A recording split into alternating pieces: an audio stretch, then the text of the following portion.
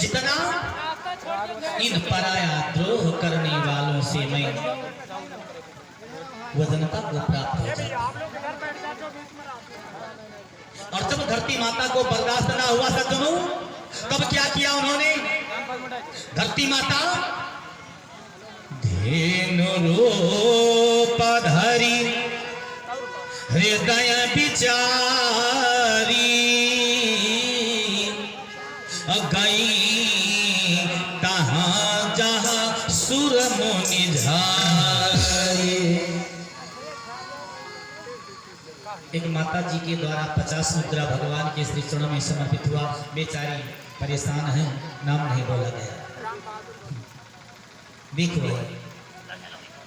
हम तो ये जानते हैं, जो हमारे गुरु जी ने हमको ज्ञान दिया है कि दान कहीं करना है दाहिने हाथ से दान करिए और बायां हाथ को न मालूम हो कितना दान किया गया, तब तो दान करने का फल मिलता है। और कहीं दान देने के बाद में आपने नाम का उच्चारण करवा दिया गया तो यह दान का फल यहीं रह जाएगा। सब लोग जान जाएंगे, कोई न जाने। जो दान देते हैं, गुप्त दान से बढ़ करके कोई दान नहीं होता है। गाय का रूप धारण करके धरती माता देवताओं के बीच में पहुंची। आए देवताओं, मेरी बात को सुनिए। जब हमको हिरणाक्ष दैत्य ने हरण किया था, ले जाकर के पातालपुरी में विष्टा का मकान बना करके रख दिया था, उस समय यदि बाराह के रूप में आकर के भगवान मेरा उद्धार न करते तो मैं भूतल पर नहीं आती है। और यदि आप लोग मेरी रक्षा आज ना किए तो मैं पुनः पाताल को चली जाऊंगी। देवता बेचारे रोने लगे, क्या करूं मां, मेरे बर्दाश्त से बाहर है, मैं भी कुछ नहीं कर सकता। आपके इस दुख में दुख नहीं दूर कर सकता हूं। हाँ, एक काम कर सकता हूं। बोले क्या कर सकते हो? गुरु जी के पास चलिए। गुरु बृहस्पति के पास गए, अपना दुख सुनाए और गुरु बृहस्पति जी समस्त देवताओं को लेकर के ब्रह्मा जी के पास गए।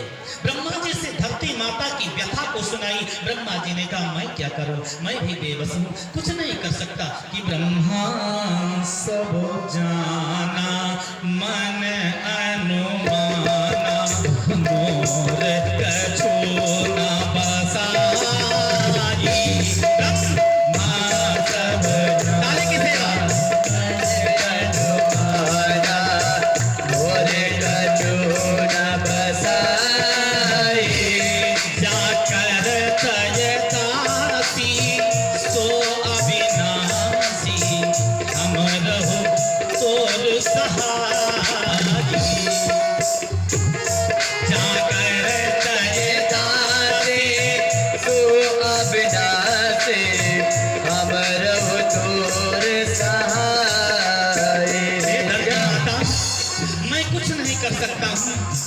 जिसकी तुम दासी हो उसी के हम दास हैं, उन्हीं के शरण में चलें, वो हमारी और आपकी दोनों की रक्षा करेंगे।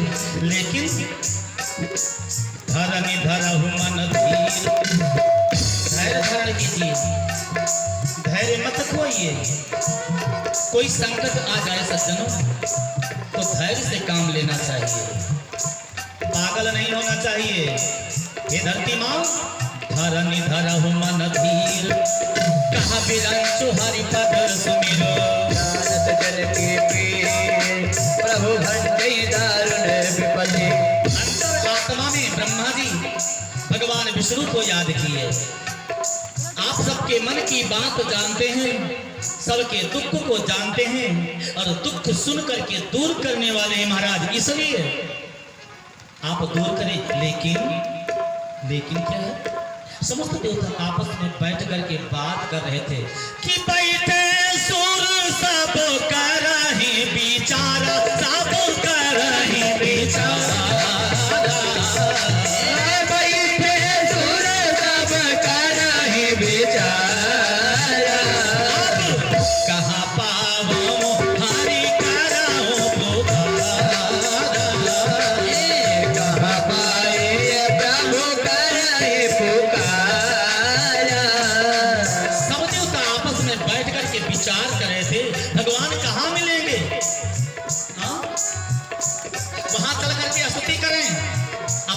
श्रीमती देवता लगाने लगे। पूर्वय कुंठ जान कहा कोई, पूर्वय कुंठ जान कहा कोई, को कहा पयन दिवस प्रभु सोई, को कहा पयन दिवस प्रभु सोई। लेकिन जाके हृदय भगति जस प्रीति, जाके हृदय भगति जस प्रीति, प्रभु तहाँ प्रकट सदा तिन्हि रीति, प्रभु तहाँ प्रगट सदा तेहि रीति।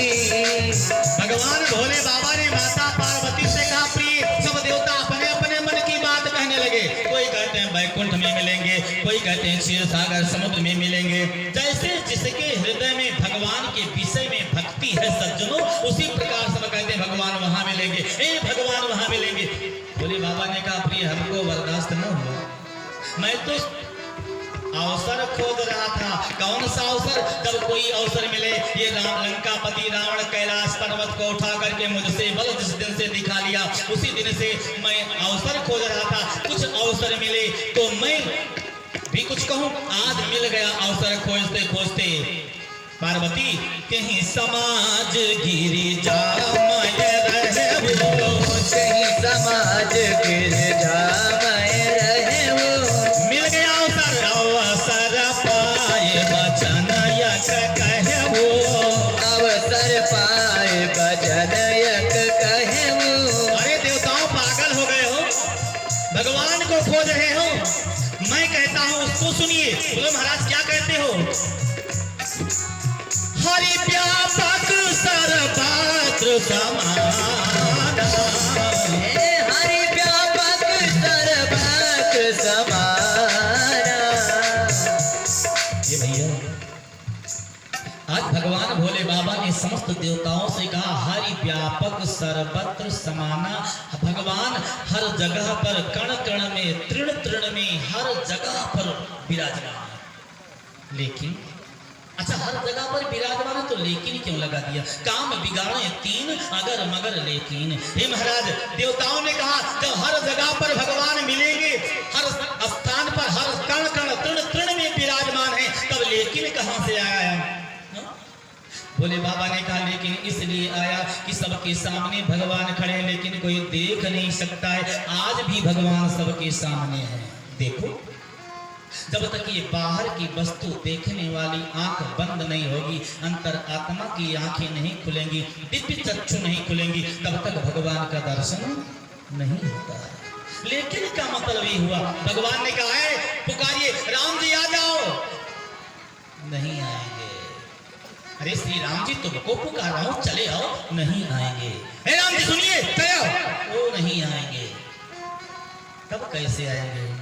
प्रेम ते प्रगट हो ये मैं जाना, प्रेम से प्रगट हो ये मैं जाना। हे प्रभु जल्दी चले आओ, यदि आप नहीं आएंगे तो ये आपका दास प्राण निकाल देगा, और जब आपका दास प्राण निकाल देगा तब आकर के क्या करोगे? प्रेम से पुकारिए। हज प्रेम जगत में सार और कुछ सार नहीं है, प्रेम जगत में सार और कुछ सार नहीं है।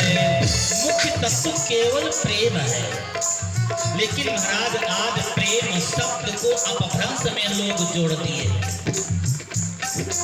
पिता पुत्र में प्रेम होता है, भाई भाई में प्रेम होता है। मानस को पढ़ते हैं, भरत भाई राम जी को सारा संसार जपता है, राम जी भरत भरत जपते हैं। जग जप जे राम जप जे भरत सरिस को राम सने। मानस को पढ़ते हैं और भाई भाई में बैर किए, क्या फायदा होता? और भाई भाई में बैर काहे को है? एक बीता जमीन के लिए छोटका भैया बड़का भैया से एक बीता जमीन ज्यादा ले लिया तो बड़का भैया कहते हैं तुमसे कम नहीं है। बड़का भैया है एक ही घरवा के एक परिवारवा बिचरवा अलग अलग बा बिचरवा अलग अलग बा बिचरवा अलग अलग बा एक ही घरवा के एक परिवारवा एक ही घरवा के एक परिवारवा बिचरवा अलग अलग बा बिचरवा अलग अलग बा। देखिए महाराज, भगवान ने कहा प्रेम से बुलाइए। प्रेम शब्द का संधि विच्छेद करिए सज्जनों। प्राधन अयम बराबर प्रेम, और अयम शब्द इंग्लिश का है, अंग्रेजी का है। और ये अयम शब्द काम क्या करता है? आज कलयुग में फेविक्विक चल गया है। अरे फेविक्विक एक बूंद लगा करके दोनों उंगली के बीच में 5 मिनट तक पकड़े रहिए तो छूटेगा नहीं। ऐसा प्रेम होना चाहिए सबसे। प्रेम ते प्रगट होई, और भगवान भोले बाबा ने कहा मैं जाना। हम जानते हैं भगवान प्रेम से प्रकट होते हैं।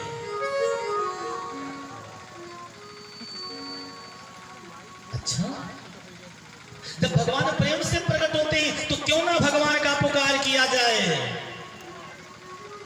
पार्वती से भगवान भोले बाबा ने कहा प्रिय, ये हमारी बात सबको अच्छी लगी, और जैसे सबकी अच्छी लगी, सबको बात मेरी अच्छी लगी, उसी समय सब देव चले महादेव चले, सब देव चले महादेव चले, लय लय फूलन के हार रे, आवो राघव सांवरिया। सब देव चले महादेव चले, नय फूलन की हार, आओ राघव सांवरिया। सब गाइए, सब देव चले महादेव चले, लय लय फूलन के हार रे, आवो राघव सांवरिया। सब देव चले महादेव चले, लय लय फूलन की हार रे, आओ राघव सांवरिया। शिव शंकर ने आगे बढ़कर अपना दम बजाया। शिव शंकर ने आगे बढ़कर अपना डमरू बजाया। गंधर्वों ने ताल मिलाकर प्रभु की स्तुति गाया। गंधर्वों ने ताल मिलाकर प्रभु की स्तुति गाया, प्रभु की स्तुति गाया। सब बरसी रहे मेघ बरसी रहे, अमृत के सरस फुहार रे, आओ राघव सांवरिया।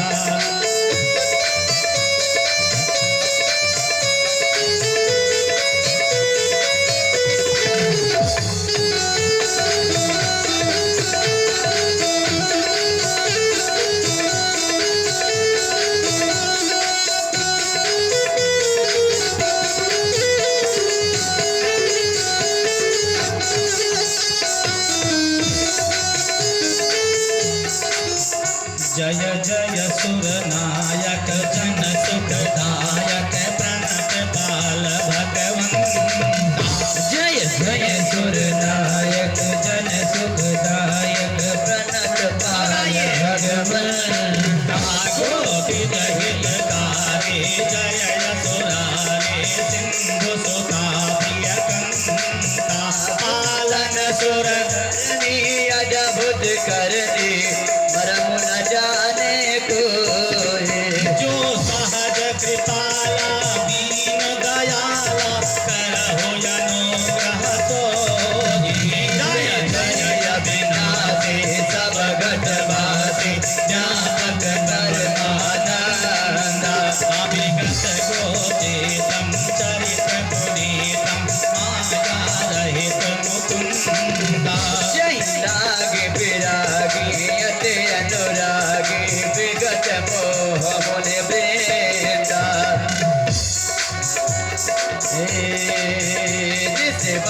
कर ध्यावहि गुण गण गावहि जयति सच्चिदानंदा यह श्रेष्ठ उपाय त्रिविध बनाई संग सहाय न दूजा तो करई आधारे जे जे हमारे जानहि भगति न पूजा जातो भव भय नंदन मुनि मनरंजन गंजन विपति बरोधा मन ब्रज क्रम बाले चार सयाले शरण सकल सुरजूता हे मन सारद तुति से सारि सैयसे सहस्रतीरिकः गुरुकः सहस्राक्ष सहस्रपाक सभो सर्वातस्मितवात तिष्ठदशाङ्गुलापः पुरुक एवेदकं सर्वं यद्भूतं यच्च भाव्यामः उटामि तुतुशेषाणजदन्नहरातिरोहति एतावानस्य महिमाता जयश्च पुरुषः पादस्य विश्वभूतानि त्रिपादस्यामृतन्दिभिः त्रिपादोर्ध उदयतपूरुषः पादस्य विश्वभूतानि त्रिपादस्यामृतन्दिभिः त्रिपादोर्ध उदयतपूरुषः पादस्य विश्वभूतानि विक्रासासनानजनेयभित्ततो विराडजायत विराजो अधिपूरुषः सजात अत्यर्चता पश्चादभोम पथ पुरः तस्माद्धिनाश्रवहुत संवृतं त्रिखदाज्यम वसुस्ताश्चक्रीवायव्य नारायणग्रामश्च जी। बड़ी प्यारी सी स्तुति समस्त देवताओं ने एक साथ में मिल करके भगवान श्री हरि विष्णु की थी। तुरंत ऐसे प्यारी सी स्तुति को सुन करके आकाशवाणी होती है कि जनी दर पाहु मुनि सिद्ध सुरेशा जनि डर प्रभु मुनि सिद्ध सुरेशा तो महिला की धरी हम नर तो महिला की धरी भव नर बेशा। देवताओं शांत हो जाइए। ब्रह्मा जी ने कहा शांत हो जाइए, शोर मत मचाइए। बोलो क्या है? कोई आवाज मेरे कान में सुनाई पड़ रही है। ब्रह्मा जी के कानों में सुनाई पड़ी आवाज,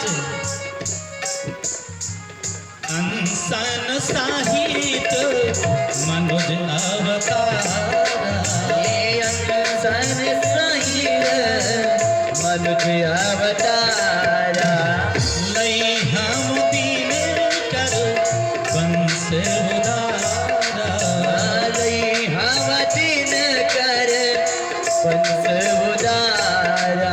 आए देवताओं, काम चिंता को मत चिंता करिए। हम तुम लोगों के दुख को दूर करने के लिए स्वयं भूतल पर अवतार लूंगा। कहाँ? अयोध्या में चक्रवर्ती सम्राट राजा दशरथ जी के यहाँ कौशल्या की कुक्षी से।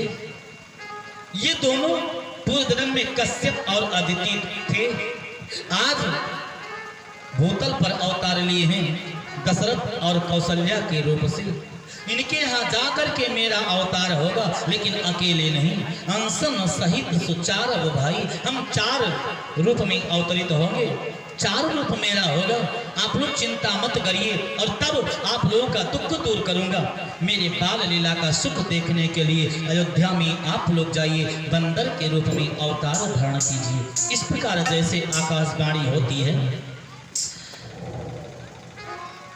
ब्रह्मा जी के कानों में सुनाई पड़ी आकाशवाणी, गगन ब्रह्म बानी सुनी काना, तुरंत फिरे सुर हृदय जुड़ाना। ब्रह्मा जी ने सबको समझाया, धैर्य धारण करिए, भगवान का अवतार होगा। बोले शंकर भगवान की। सबको ज्ञान दे करके निज लोक कही बिरंच गे देवन इह सिखा। यहाँ श्री तुलसीदास जी महाराज ने लिख दिया, निज लोक कहीं बिरंच गे।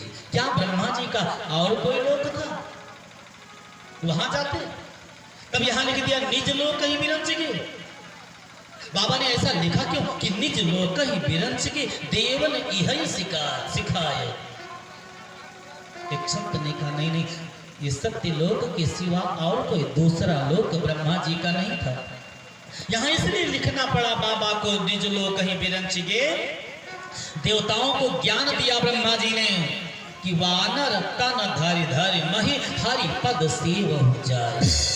आप लोग जाइए मृत्यु लोक में, अयोध्या में बंदर के रूप में अवतार धारण करिए। भगवान के आगमन का वाट जो ही, और जब भगवान का अवतार हो जाए तब उनकी सेवा करना, ऐसा आदेश दे करके तब ब्रह्मा जी अपने लोगों को गए। इसलिए लिखा निज लोक कहीं विरंच के। गए देव सब निज निज धामा, गए देव सब निज निज धामा, सहित मन कहबे श्यामा, भोग सहित मन कहुरे सुनामा, जो कछुआय सुब्रह्मा दीना, जो कछुआय सुब्रह्मा दीना, हर से देव विलंबन कीना, हर से देव विलंबन कीना, बनचर देह धरी चिति माही, बनचर देह धरी चिति माही, अतुलित बल प्रताप दिन पाही, अतुलित बल प्रताप दिन पाही, अतुलित बल प्रताप दिन पाही, अतुलित बल प्रताप दिन पाही। ब्रह्मा जी के आदेश को पा करके समस्त देवता भूतल पर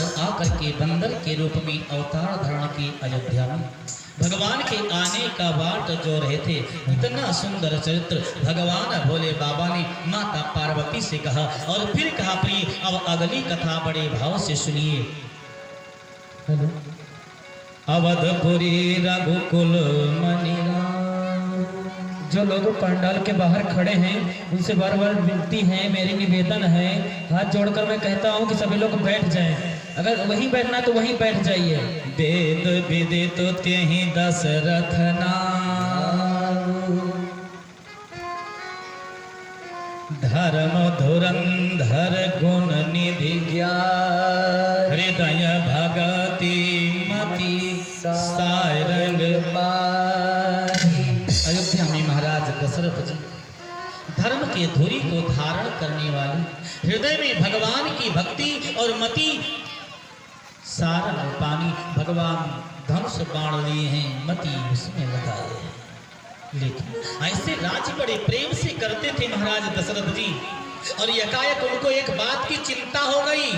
बाबा ने झट कलम उठाया और लिख दिया कि एक बार भूपति मन माही, एक बार भूपति मन माही, भय गलानि मोरे सुत नाही, भय गलानि मोरे सुत नाही। कब कैसे एक बार, जहां पर एक बार शब्द प्रयोग किया जाए सज्जनों, वहां पर कोई नई बात होती है।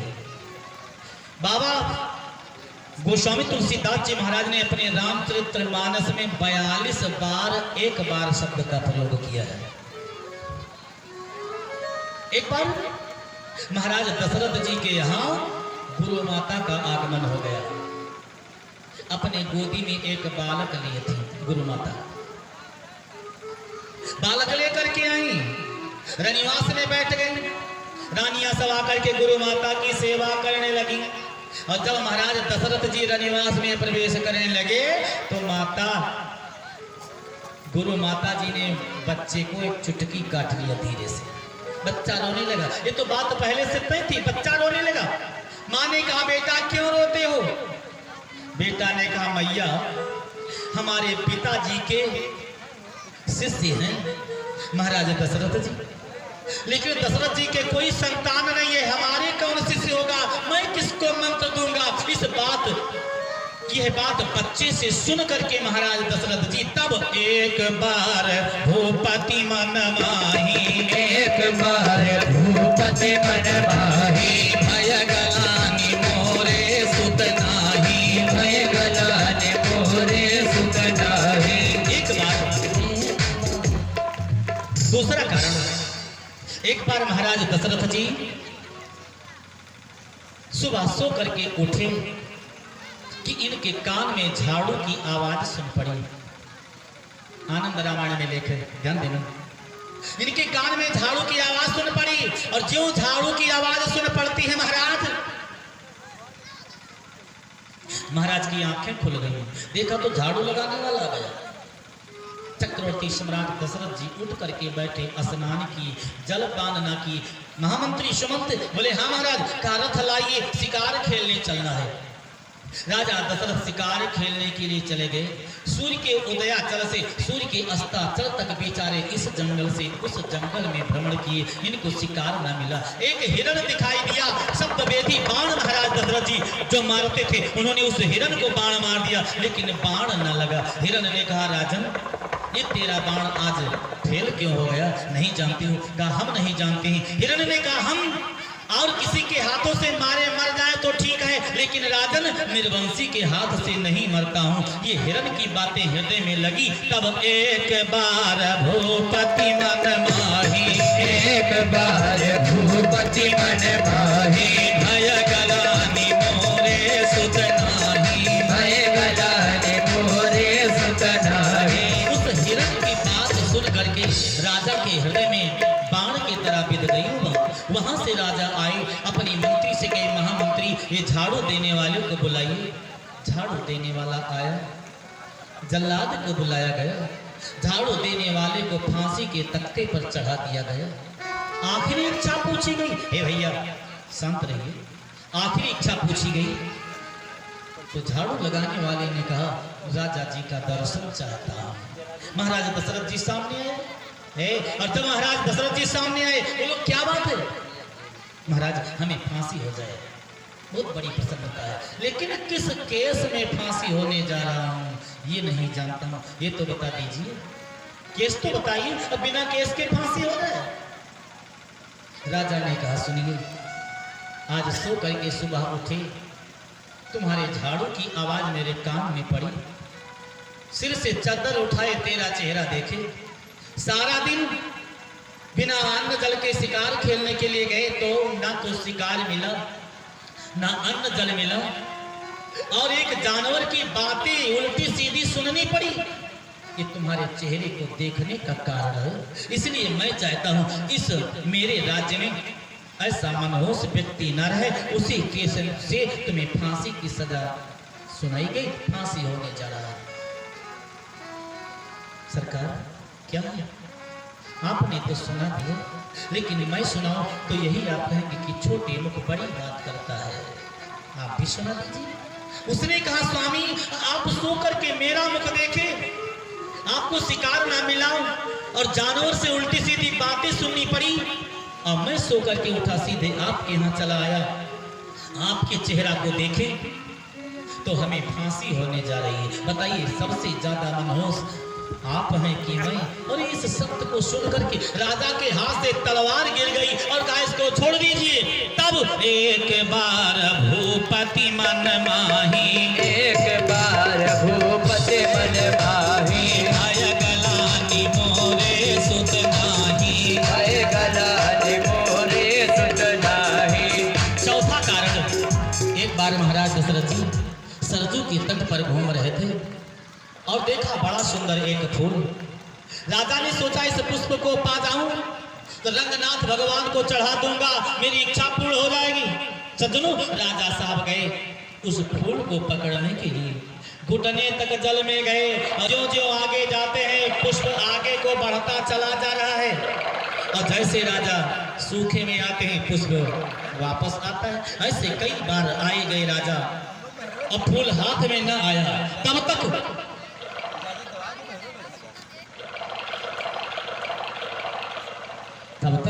पुष्प ने राजा से कहा कि सुनो राजन यह बात बता दूं, सुन राजन एक बात बताओ, निर्वंशी के हाथ ना निर्वंशी के हाथ नया। निर्वंशियों के हाथ आने वाला नहीं, बेकार में आप परेशान हैं। फूल के बात को सुन करके राजा दशरथ तब एक बार भूपति मन माही, एक बार भूपति मन माही, भय गलानी मोरे सुत नाही, भय गला जाए तो चिंता को दूर करने के लिए कहाँ जाएं? बोले सदगुरु के पास। सदगुरु रूपी कल्प वृक्ष के नीचे चले जाइए सज्जनों, तो जो कल्पना करेंगे वो पूर्ण हो जाएगा। बाबा ने जैसे राजा दशरथ की मति गुरु जी के तरफ मुड़ी, तुरंत बाबा ने लिख दिया कि गुरु गृह गया व तुरत महिपाला, गुरु गृह गया व तुरत महिपाला, चरण लागी कर विनय विसारा, चरण लागी कर विनय विसारा, निज दुख सुख सब गुरु ने सुनायो, निज दुख सुख सब गुरु ने सुनायो। आज महाराज दशरथ जी अपने गुरु वशिष्ठ जी के पास है और गुरु जी के पास जा करके जैसे पहुंची, प्रणाम की, डंडे की तरह लेट करके लगे रोने। गुरु जी ने उठाया, बेटा हो क्या गया, क्यों रोते हो, तुम्हारे रोने का कारण क्या है, चिंता क्या है, आपका मुखमंडल मलिन क्यों है? राजन, चिंता चिता समाख्याता नकारो अपि विशेषतः, चिता दहति निर्जीवै चिंतायां प्राणिनो धुआ। चिंता और चिता में फर्क इतना है, चिता मुर्दा व्यक्ति को जलाती है और चिंता जीते जी व्यक्ति को खा जाती है। चिंता मुर्दा को जलाती है, चिता और चिंता है चिता से बढ़ कर के नर को नर जीव बनाती है, नर को नर जीव बनाती है, नर को निर्जीव बनाती है, नर को निर्जीव बनाती है। राजन, मुर्दे को चिता जलाती है, चिंता जीते को खाती है, मुर्दे को चिता जलाती है, चिंता जीते को खाती है। राजन, चिंता मत करिए, चिंता जीते जी व्यक्ति को खा जाती है। किस बात की चिंता है? महाराज दशरथ जी रोने लगे, हाथ जोड़कर के बोले, गुरुदेव किए हैं विवाह 3, रत कमल अभी तक खिला नहीं, गुरुदेव किए हैं विवाह 3, अभी तक मिला नहीं। गुरुदेव किए हैं विवाह 3, गुरुदेव किए हैं विवाह 3, रत कमल अभी तक खिला नहीं, कमल अभी तक मिला नहीं। इसलिए बड़ी अब चिंता है, वह पुष्प अभी तक मिला नहीं।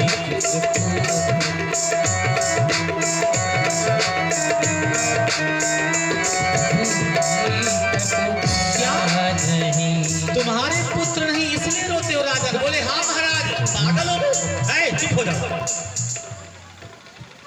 एक बात बताइए, आज तक जितने राजा इस भूतल पर पैदा हुए, क्या उनका नाम उनके बेटों ने चलाया? नहीं, वो अपना नाम स्वयं कमाए हैं, एक बात। और दूसरी बात, पूत सपूत हो जाए तब तो अच्छी बात है, और कहीं पूत कपूत हो गया तो तब पुत्र क्या करोगे? इसलिए पुत्र की चिंता मत करिए। बोले, नहीं महाराज, हम बहुत सोच चुके, हमको पुत्र चाहिए, पुत्र चाहिए। गुरु वशिष्ठ जी ने कहा कि राजन, यदि इच्छा है पुत्रों की,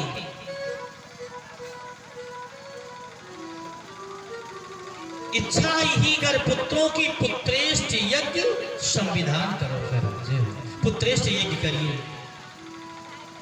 ठीक महाराज, मैं तुरंत व्यवस्था करता हूँ, पुत्रेष्ट यज्ञ आप करिए। बोले, नहीं नहीं नहीं, मैं नहीं पुत्रेष्ट यज्ञ कराऊंगा। बोले, क्यों? तब कौन कराएगा? बोले, पुत्रेष्ट यज्ञ के विशेषज्ञ श्रृंगी ऋषि को बुलवाना है, और वह मान्य तुम्हारे होते हैं, आचार्य उन्हीं को बनाना है, मान्य तुम्हारे होते हैं, आचार्य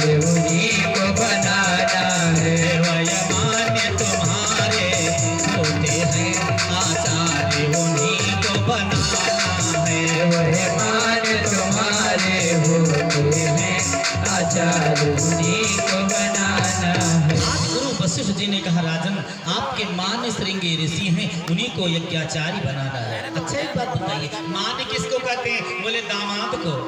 मान किसको कहते हैं? बोले बहनोई को, फुफा को, ये सब मान्य है ना। तो राजा दशरथ के वो मान श्रृंगी ऋषि कैसे होंगे? राजा दशरथ जी का और श्रृंगी ऋषि का कौन सा रिश्ता था? आइए श्री वाल्मीकि भागवत महापुराण की टिप्पणी में लिखा है, और ये कथा सटीक ज्वाला प्रसाद कृत रामचरितमानस में लिखा हुआ है। एक बार जब कौशल्या और दशरथ का विवाह तय हो गया, विवाह होने वाला था, बारात अयोध्या से जाने वाली थी, रावण अपने लंका नगरी में घूम रहा था, भाभी कैद थी, भाभी गा रही थी। रावण ने पूछा भाभी क्या गाती हो? बोली कौशल्या दशरथ का विवाह। रावण चौंक गया, यदि कौशल्या और दशरथ का विवाह हो जाएगा तो जो कौशल्या दशरथ से पुत्र पैदा होगा उसी के हाथ मेरी मृत्यु होगी। नहीं नहीं, ऐसा नहीं होने दूंगा। रावण भगा लंका से, कौशलपुरी में पहुंच गया। कौशल्या कुछ कन्याओं के साथ खेल रही थी। हे बिटिया क्या है? साधु के वेश में था। इसमें कौशल्या नाम किसका है? कौशल्या खड़ी हो गई। हाँ महाराज मेरा नाम है। तो आपके पिता ने आपको बुलाया है, जाती हूँ। नहीं नहीं, आपके पिता ने कहा है अपने साथ लाइए, मेरे साथ चलिए। बेचारी सीधी साधी कौशल्या ये महात्मा जी हैं, ये क्या कहेंगे? चली गई। और जैसे कुछ दूर रावण लेकर के चला तो पुष्पक विमान छिपा दिया था। पुष्पक विमान के पास पहुंचा, कौशल्या को पुष्पक विमान में बिठा लिया, अपने को रूप बदल करके रावण के रूप में आ गया। अब कौशल्या डरी, अरे महाराज लंकापति हमको कहाँ लिए जा रहे हो? अभी तुमको मालूम हो जाएगा। ले गया समुद्र के पास, एक पिटारी में रख करके कौशल्या को और पिटारी बंद कर दिया, समुद्र को दे दिया। समुद्र से कहा इस पिटारी को लीजिए और जब मैं मांगूंगा तब दीजिएगा। रावण इतना कह करके तो चला गया। ब्रह्मा जी ने अपने मन में विचार किया, रावण ने तो अत्याचार कर दिया, हद कर दिया अत्याचार का। कौशल्या को ला करके पिटारी में बंद करके समुद्र में डाल दिया है, और यदि कौशल्या दशरथ का विवाह ना हुआ तो राम जी का अवतार ना होगा, और जब राम जी का अवतार ना होगा तो रावण का उद्धार कैसे होगा? बस ब्रह्मा जी रावण के रूप में आए, समुद्र से कहा जो मैंने दिया था दे दीजिए। रावण समझ करके समुद्र ने पिटारी दे दिया। ब्रह्मा जी पिटारी को ले लिए और पिटारी को खोल करके कौशल्या को निकाल लिए, पिटारी बंद करके समुद्र को दिया, जैसे मैं दे रहा हूँ वैसे हमको वापस कर देना। ले गए एक जंगल में, एक महात्मा की कुटिया पर कौशल्या को छोड़ दिया। इधर ब्रह्मा जी चले गए, उधर कुछ दिनों के बाद में महाराज दशरथ जी शिकार खेलने के लिए आए। शिकार खेलते खेलते उसी जंगल में पहुंचे जहां कौशल्या थी। सूर्यास्त के बाद सूर्यवंशी चलते नहीं सज्जनों, रात्र हो गई थी। महात्मा के कुटिया में महाराज दशरथ जी विराजमान हुए। परिचय हुआ कन्या से, कौशल्या नाम बताया, पिता का नाम कौशल नरेश, कौशलपुरी की रहने वाली हूँ। तब कहा तब तो तेरा मेरा विवाह तय हो गया था, तू हमारी पत्नी है। और राजा पूरी रात वहाँ बिताए, अयोध्या जाने लगे तो उसने कहा देखो महाराज मैं तो गर्भवती हो गई हूँ और आप चले जाएंगे अपने राज्य में भूल जाएंगे, मेरा क्या होगा? राजा ने कहा नहीं नहीं, मैं तुमको बच्चा पैदा होने से पहले अयोध्या बुला लूंगा। लेकिन हुआ वही सज्जनों, राजा चले गए, भूल गए अयोध्या में। यहाँ कौशल्या के एक पुत्री पैदा हो गई। कौशल्या रोने लगी। महात्मा ने कहा शांत पुत्री शांत, मत रुदन करिए, तेरा कल्याण होगा। इसलिए उस बिटिया का नाम शांता रखा गया। आज दशरथ जी को याद हुआ, सुमंत से कहा जाइए जंगल में, एक कौशल्या नाम की लड़की, उसके कोई संतान पैदा हो गया होगा तो ना पैदा हो गया होगा तो उसको ले आइएगा। इधर से सुमंत जा रहे थे, उधर से कौशल्या ने सोचा मैं चली जाऊंगी स्वयं अयोध्या। सुमंत जी रास्ते में मिल गए। हे बिटिया तेरा नाम क्या है? कौशल्या। रथ में बिठा लिया, अयोध्या ले आए। महाराज पुत्री को दशरथ जी ले लिए, कौशल्या को कौशल नरेश को दे दिया गया। तब कौशल्या और दशरथ का विवाह होने लगा।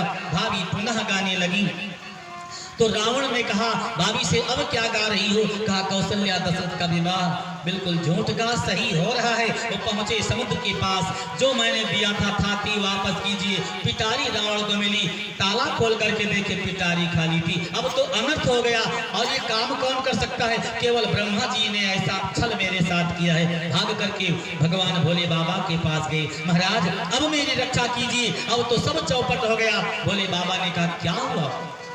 रावण ने कहा महाराज कौशल्या दशरथ का विवाह हो रहा है, तो हम क्या करें?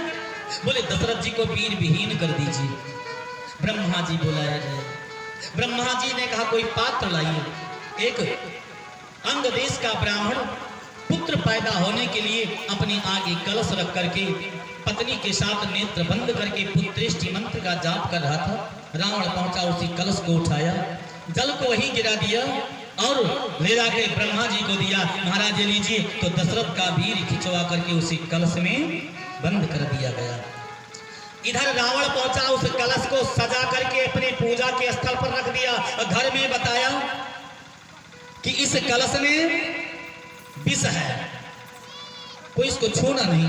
और उधर ब्राह्मण की आंखें खुली, कलश गायब है। ब्राह्मण दोनों भुजा उठा करके श्राप दिए कि जो मेरे कलश की चोरी किए हैं, मैं अपना कुल चलाने वाला पुत्र पैदा होने के लिए इस पुत्रेष्टि मंत्र का जाप कर रहा था, मेरा तो विनाश हो जाएगा, मेरा वंशज नहीं चलेगा। लेकिन मैं श्राप देता हूं कि इस कलश से उसके कुल को नाश करने वाला पैदा होगा।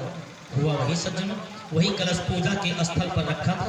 एक दिन रावण की मां और पत्नी में झगड़ा हुआ, तो रावण की मां ने सोचा कि मेरे बेटे ने कहा इस कलश में विष है, क्यों ना विष को पान कर लूं। वो जा करके विष को पान कर ली, गर्भवती हो गई और उन्हीं से पुत्र जो पैदा हुआ उनका नाम विभीषण पड़ा।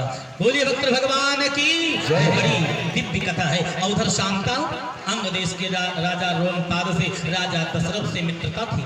वो आकर के गोदी ले लिए, महाराज मेरा चौथापन है और आपके अभी समय है, बेटा बेटी पैदा हो जाएंगे, लाइए ना हमको कन्या दे दीजिए। अंग देश के राजा रोमपाद शांता को गोदी लेकर के चले गए और श्रृंगी एक बार अंग देश में सूखा पड़ गया।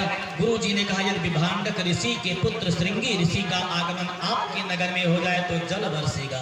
आज श्रृंगी ऋषि को बुलाने के लिए वैश्याओं को भेजा गया। वैश्या सुंदर गीत गा करके महाराज श्रृंगी ऋषि को अपने नगर में ले गए। जल की वर्षा हुई, राजा बड़े प्रसन्न हुए और प्रसन्न होकर के शांता को दे दिए श्रृंगी ऋषि को। शांता का विवाह श्रृंगी ऋषि के साथ हो गया। इसीलिए आज महाराज वशिष्ठ जी ने राजा दशरथ से कहा कि वयमान्य तुम्हारे होते हैं, आचार्य उन्हीं को बनाना है। वयमान्य तुम्हारे होते हैं, आचार्य उन्हीं को बनाना है। तो महाराज श्रृंगी ऋषि उस शांता बिटिया के कारण से राजा दशरथ जी के दामाद हुए, मान्य हुए ना। आज वशिष्ठ जी ने कहा कि बुलवाइए। राजा दशरथ ने कहा ठीक, मैं स्वयं जा करके बुला लाऊंगा, लाइए सुमंत से। कौशल्या ने कहा सुमंत को बुलाइए और रथ साज करके लाई। वशिष्ठ जी ने कहा नहीं नहीं, आज एक भिखारी बन करके जाओगे, एक राजा के पास मांगने जा रहे हो है, और जो मांगने जाता है वो भिखारी बन करके जाता है, सेना और सिंहासन रथ लेकर के नहीं जाएगा। श्रृंगी ऋषि वशिष्ठ बुलावा, वशिष्ठ बुलावा, श्रृंगी ऋषि वशिष्ठ बुलावा, वशिष्ठ बुलावा, वशिष्ठ बुलावा, वशिष्ठ बुलावा, वशिष्ठ बुलावा, वशिष्ठ बुलावा, श्रृंगी ऋषि वशिष्ठ बुलावा, श्रृंगी ऋषि वशिष्ठ बुलावा, श्रृंगी ऋषि वशिष्ठ बुलावा, श्रृंगी ऋषि वशिष्ठ बुलावा। हरि बोल।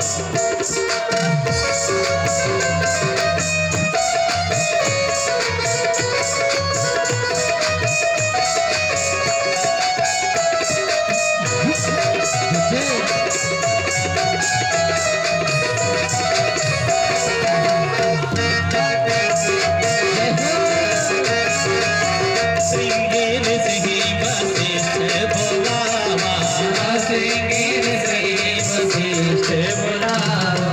जय हो। हरि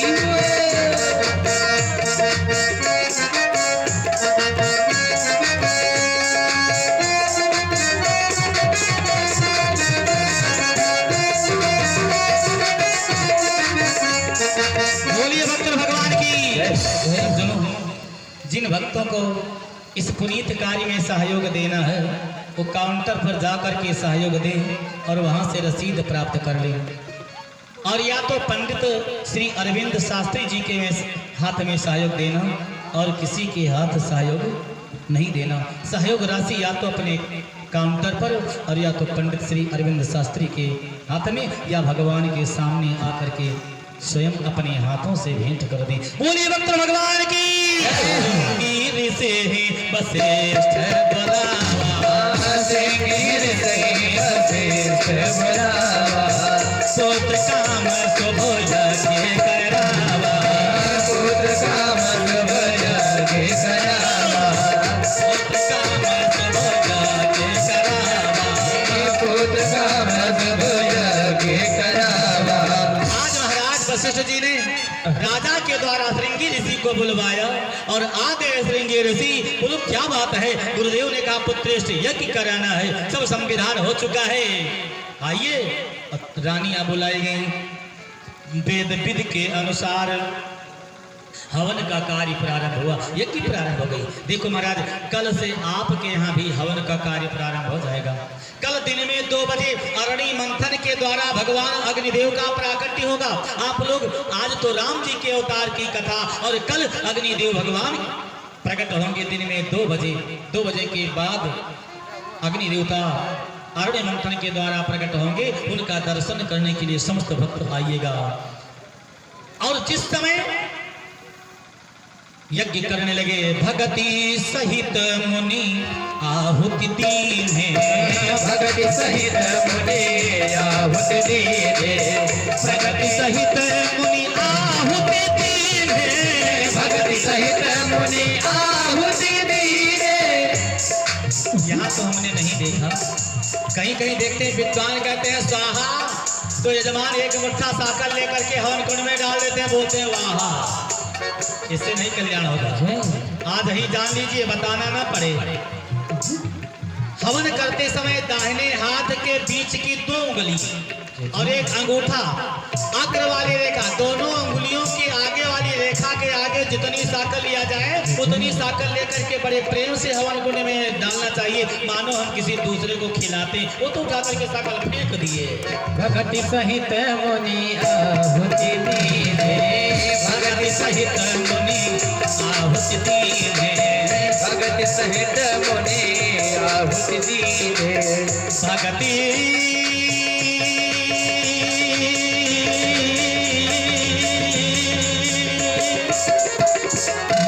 भगति सहित मुनि आहुति दीने, भगति सहित मुनि आहुति दीने। प्रगटे अग्नि चलो कर लीने, प्रगटे अग्नि साली की सेवा। कर लीने। ओ प्रगटे अग्नि चलो कर लीने, प्रगटे अग्नि चलो कर लेने के।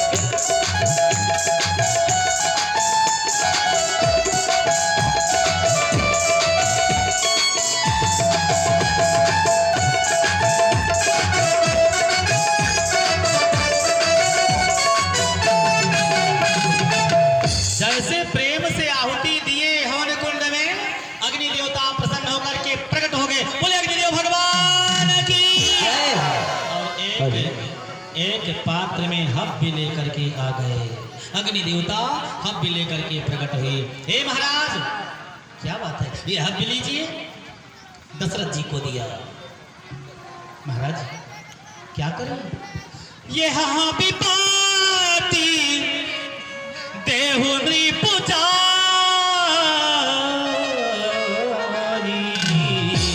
और जथा जोग जेहि भाग बना। इस हव्य को लेकर के जाइए अपने रानियों में बांट दीजिए। राजा उस हव्य को पाए, अग्नि देवता हव्य दे करके अंतर ध्यान हो गए और उसी समय रानियों को बुलाया राजा दशरथ जी ने और बांटना हव्य को प्रारंभ किया। अर्ध भाग कौशल्या दीना, आधा कौशल्या को दे दिया। रहवसो उभय भाग पुण्य की, और जो था उस जो शेष बचा आधा उसका 2 भाग कर दिया और एक सुमित्रा को दे दिया, एक कैकेयी को दे दिया। बड़े ध्यान से सुनो।